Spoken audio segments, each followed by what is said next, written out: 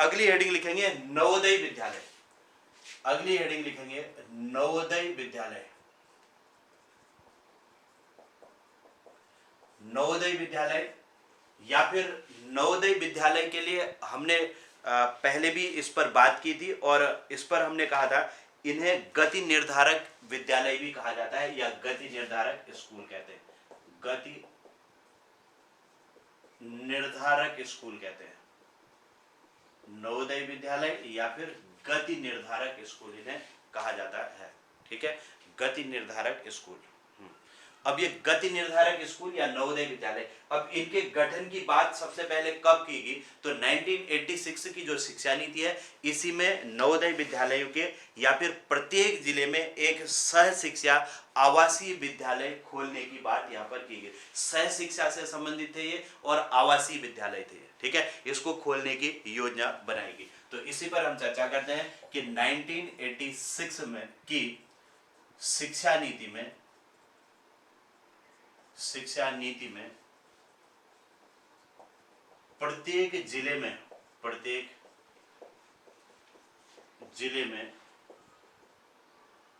एक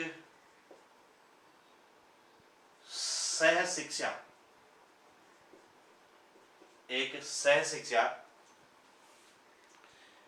आवासीय विद्यालय खोलने की, आवासीय विद्यालय खोलने की योजना बनाएगी, योजना बनाई गई, ठीक है। याद रखेंगे, एक तो ये सह शिक्षा से संबंधित है, दूसरा ये आवासीय विद्यालय होते हैं और तीसरा ये निःशुल्क होते हैं, ठीक है। सह शिक्षा भी होती है, आवासीय भी है और निःशुल्क भी होते हैं। इसके लिए इसका ध्येय वाक्य भी आप लोग इधर पर एक पॉइंट याद रख लेना, इसका ध्येय वाक्य क्या था, ठीक है। नवोदय विद्यालय का ध्येय वाक्य क्या था, तो इसका ध्येय वाक्य प्रज्ञान ब्रह्म था, प्रज्ञान ब्रह्म इसका ध्येय वाक्य है। ध्येय वाक्य मतलब टैग लाइन जिस पर हम चर्चा करते हुए आ रहे हैं, प्रज्ञान ब्रह्म है, इसका मतलब पवित्र ज्ञान परमात्मा के समान होता है। अर्थात जो पवित्र ज्ञान है, पवित्र ज्ञान परमात्मा के समान है, ठीक है। ये इसका ध्येय वाक्य है, इसको भी आप लोग ध्यान रखेंगे। अब इसके अंतर्गत इसमें प्रमुख सुझाव क्या क्या दिए गए, प्रमुख सुझाव, इससे संबंधित प्रमुख सुझाव क्या क्या है नवोदय विद्यालयों से संबंधित। इनको जवाहर नवोदय विद्यालय भी कहते हैं, है ना, जवाहर नवोदय विद्यालय कह लो या नवोदय विद्यालय कह लो। अब इसमें सुझाव क्या है, देखो, एक तो प्रत्येक जिले में एक नवोदय विद्यालय होगा। क्या कहा गया है कि प्रत्येक जिले में एक नवोदय विद्यालय होगा,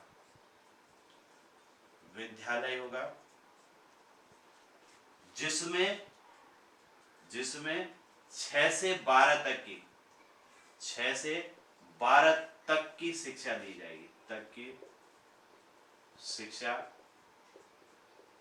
दी जाएगी, ठीक है।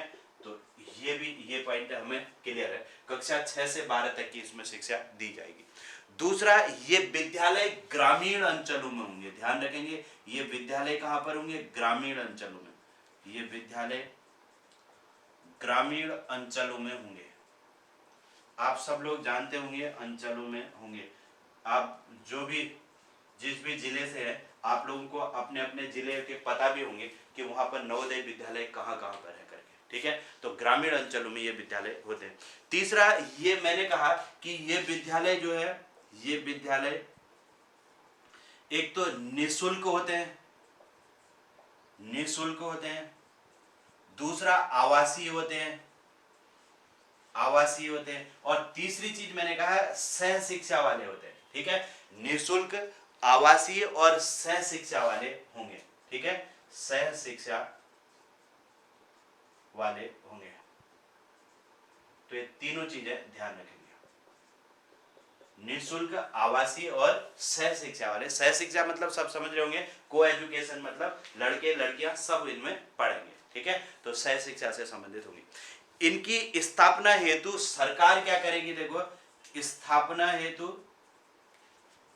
हेतु सरकार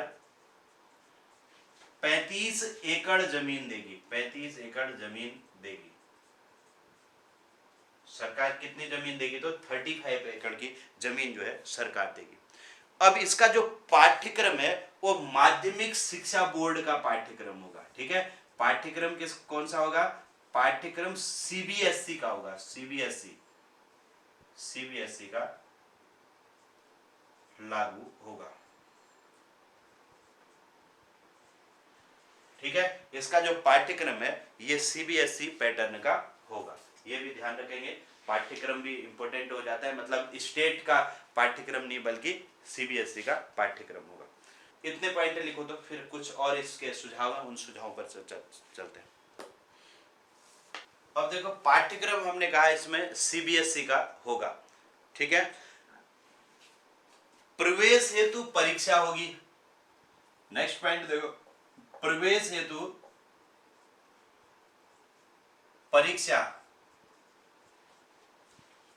परीक्षा होगी। और प्रवेश कौन कौन सी क्लास में मिलेगा? और कक्षा 6 तथा कक्षा 9th में प्रवेश दिया जाएगा, प्रवेश होगा। ठीक है, तो कक्षा 6 के लिए इंट्रेंस एग्जाम होगा या फिर कक्षा 9th के लिए होगा। तो जो 5th पास करके बच्चा जाएगा तो यहाँ पर प्रवेश इसमें ले सकता है, और 8th पास करके जो है 9th में भी इसमें प्रवेश लिया जा सकता है। ठीक, और आवेदन देखो, आवेदन कौन करेगा प्रवेश के लिए? आवेदक कौन होंगे? आवेदक जिस जिले में विद्यालय, जिले के छात्र ही आवेदन कर सकते हैं, ही आवेदन करेंगे। ठीक है, आवेदन करें मतलब जैसे अगर माना नैनीताल डिस्ट्रिक्ट है तो नैनीताल के ही बच्चे उसमें आवेदन करेंगे, इसमें अल्मोड़ा के बच्चे आकर के आवेदन नहीं कर सकते। तो जिस जिले के बच्चे हैं उसी जिले के उसमें आवेदन करेंगे। अब इसमें सीटों के आरक्षण की बात ध्यान रखेंगे।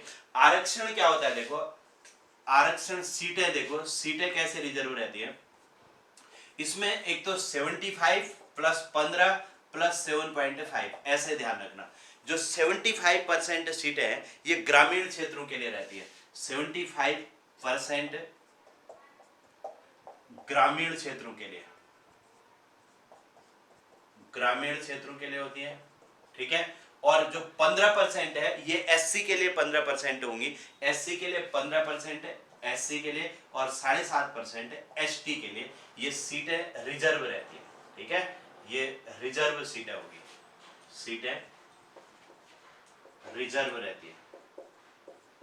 तो ये सीटों के रिजर्वेशन की बात हुई। अब इसके अलावा देखो आरक्षण इसमें महिला मतलब लड़कियों के लिए आरक्षण रहता है। ठीक है, लड़कियों के लिए आरक्षण कितना रहता है? 33%। लड़कियों के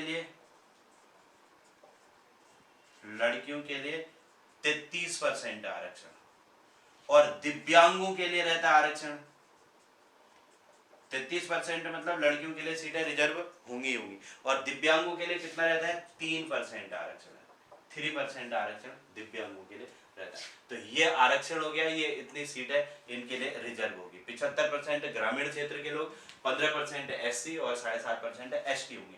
उसमें भी आरक्षण लड़कियों के लिए कितना होगा? 33%, और दिव्यांगों के लिए कितना होगा? 3% का इसमें आरक्षण होता है। क्लियर हो गया? तो ये कुछ बातें थी। और एक बात और ध्यान रखना, जो कक्षा 6 से 8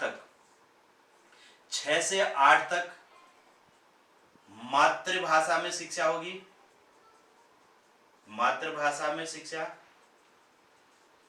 और 9 से 12 तक ध्यान रखेंगे, 9 से 12 तक जो है हिंदी अंग्रेजी दोनों में शिक्षा होती है। हिंदी एवं अंग्रेजी दोनों लैंग्वेज में होती है। ठीक है, तो ये भी इसका एक इंपॉर्टेंट पोर्शन है। 9 से 12 तक इंग्लिश और हिंदी दोनों मीडियम रहते हैं, और लेकिन 6 से 8 तक जो है मातृभाषा में शिक्षा दी जाती है। ठीक है, तो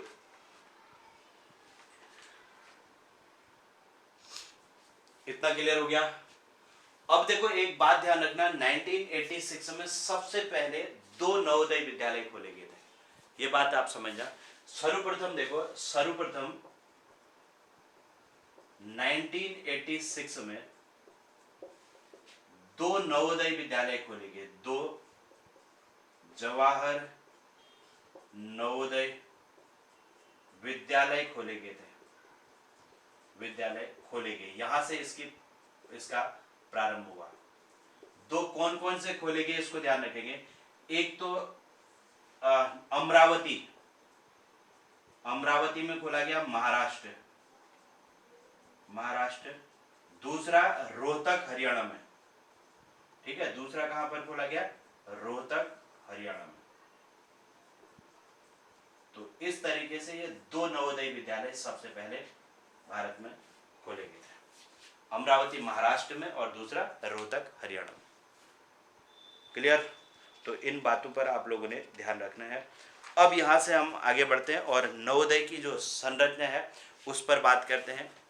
इसके क्षेत्रीय कार्यालयों की हम बात करते हैं। कितने क्षेत्रीय कार्यालय हैं?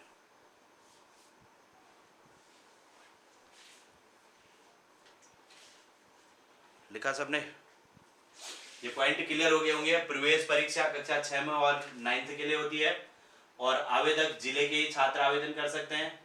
आरक्षण ग्रामीणों के लिए 75%, SC 15% और 7.5% ST के लिए। और इसमें जो है आरक्षण लड़कियों के लिए 33% और दिव्यांगों के लिए 3%। मतलब जैसे 75% ग्रामीणों के लिए तो उसमें से 33% लड़कियां होंगी और 3% दिव्यांग होंगे, ठीक है, बाकी अन्य होंगे। ऐसे ही यहाँ पर 15% SC है तो उसमें से 33% लड़कियां होंगी और 3% दिव्यांग होंगे। ठीक, तो ये चीजें क्लियर हो चुकी होंगी। आरक्षण वगैरह इनको आप लोग ध्यान रखेंगे।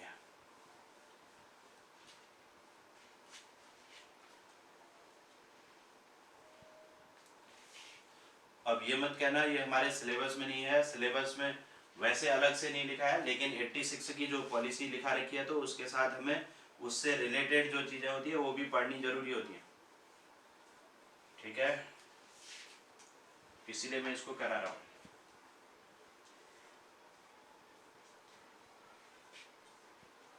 अब देखिए, अब इसके संरचना या क्षेत्रीय कार्यालय लिख लो। क्षेत्रीय कार्यालय कितने हैं? क्षेत्रीय कार्यालय, क्षेत्रीय कार्यालय है टोटल 8।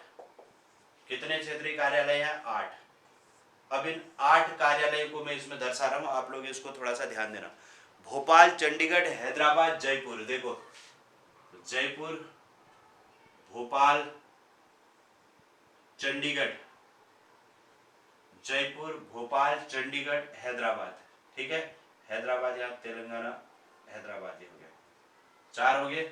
जयपुर, भोपाल, चंडीगढ़, हैदराबाद और ये 4 हम ये हो गए। लखनऊ, पटना, पुणे। देखो, पुणे, लखनऊ, यूपी का लखनऊ, पटना और एक शिलोंग। अब देखो कौन कौन से हैं। एक है जयपुर में, जयपुर हो गया ये। दूसरा चंडीगढ़ हो गया। तीसरा भोपाल हो गया, ये मध्य प्रदेश में, भोपाल। यहां लखनऊ हो गया, यहां पटना हो गया, यहां शिलोंग हो गया, मेघालय, शिलोंग, ठीक है। और ये क्या हुआ? हैदराबाद, हैदराबाद और ये हुआ पुणे। ये इसके क्षेत्रीय कार्यालय। कितने हैं टोटल? 8 क्षेत्रीय कार्यालय।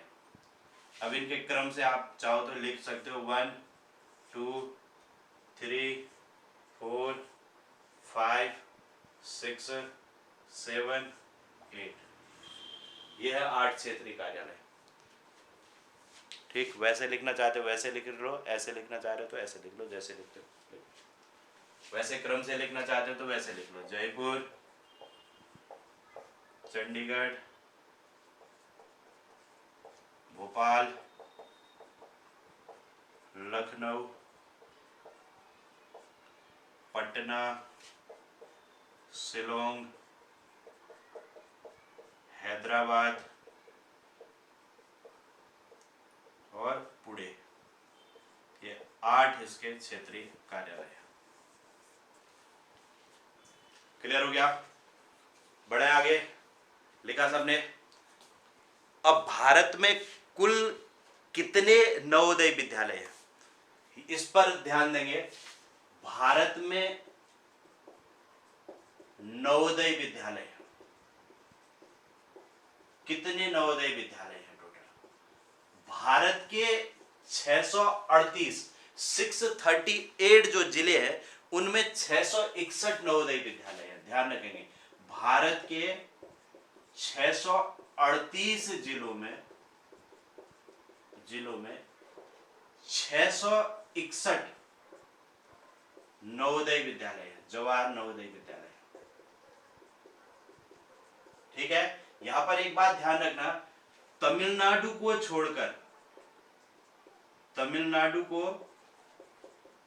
छोड़कर भारत के अन्य सभी राज्यों और केंद्र शासित प्रदेशों में नवोदय विद्यालय है,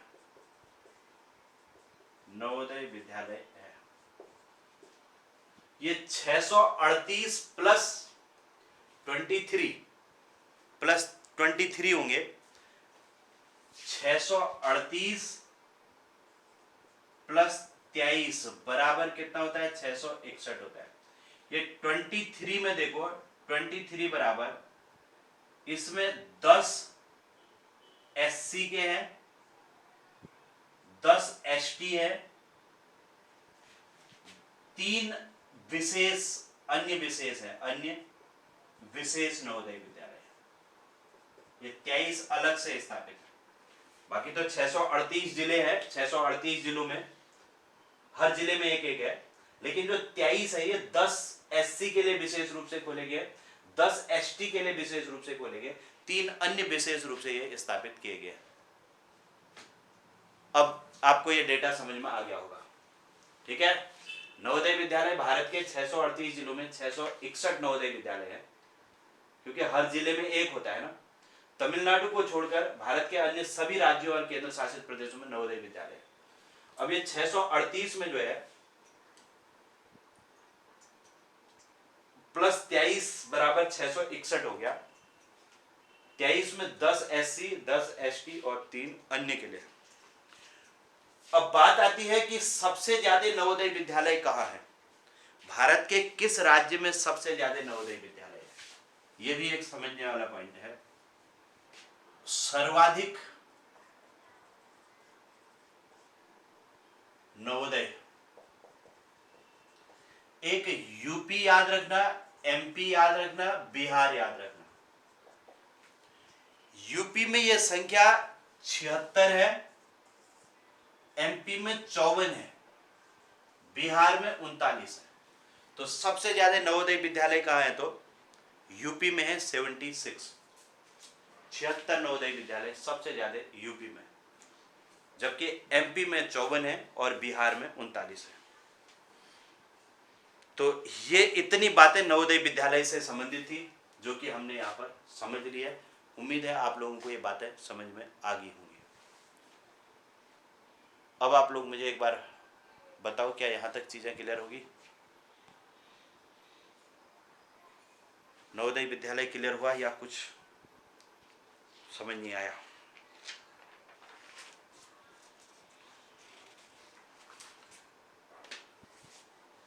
सबसे पहले मैंने कहा 1986 की जो शिक्षा नीति है, इसमें एक सह शिक्षा निःशुल्क आवासीय विद्यालय खोलने की योजना बनाई गई थी और इसे गति निर्धारक स्कूल भी कहा गया था। इसका ध्येय वाक्य हमने देखा, प्रज्ञान ब्रह्म मतलब पवित्र ज्ञान परमात्मा के समान होता है, ये इसमें कहा। फिर सुझाव हमने पढ़े। सुझाव सब लोगों को ऑलरेडी समझ में आ रहे होंगे, उसको रटने की ऐसी कोई जरूरत है नहीं, कि इसमें यही था कि प्रत्येक जिले में नवोदय विद्यालय होना चाहिए जिसमें 6 से 12 तक की शिक्षा दी जाए, है ना। दूसरा कहा गया कि ये विद्यालय ग्रामीण अंचलों में खोले जाएं, ये आवासीय होने चाहिए, निःशुल्क होने चाहिए और को एजुकेशन वाले होने चाहिए। इनके लिए सरकार कितनी ज़मीन देगी? तो 35 एकड़ ज़मीन देने की जिम्मेदारी सरकार की है। और इसमें प्रवेश कहाँ पर होगा, तो कक्षा 6 में होगा और 9th में इसमें प्रवेश होगा। और इसके अलावा जिस आवेदक कौन होंगे, जिस जिले में विद्यालय खोला जाएगा उसी विद्यालय के छात्र आवेदक होंगे। और फिर पाठ्यक्रम किसका होगा, तो सीबीएसई का पाठ्यक्रम होगा। और वहां पर जो उसकी जो भाषा होगी वो क्या होगी, जो 6 से 8 तक है वहां तो मातृभाषा होगी, 9 से 12 तक क्या होगी, हिंदी अंग्रेजी दोनों माध्यम में दिया जाएगा। और आरक्षण को याद रख लेंगे, ग्रामीण क्षेत्रों के लिए 75, और फिर एससी के लिए 15% और एसटी के लिए 7.5%। महिला आरक्षण कितना है, तो 33%, दिव्यांगों के लिए 3%। और सबसे पहले कहां पर खोले गए थे, तो ये याद रखेंगे, अमरावती और रोहतक में सबसे पहले स्थापित किए गए थे। और इनके क्षेत्रीय कार्यालय कितने हैं, तो टोटल 8 क्षेत्रीय कार्यालयों का नाम हमने लिख लिया। और भारत में कुल कितने नवोदय हैं, तो 661। कितने जिलों में, 638 जिलों में। सबसे ज्यादा कहां पर है, यूपी में 76, फिर एमपी में 54 और बिहार में 39। ठीक है। और कुछ डेटा अगर कुछ इधर उधर आपको मिले, कोई चेंज अगर हो तो उस पर भी आप लोग मुझे जानकारी दे देंगे। ठीक है, तो सबको क्लियर हुआ गया यहाँ तक का।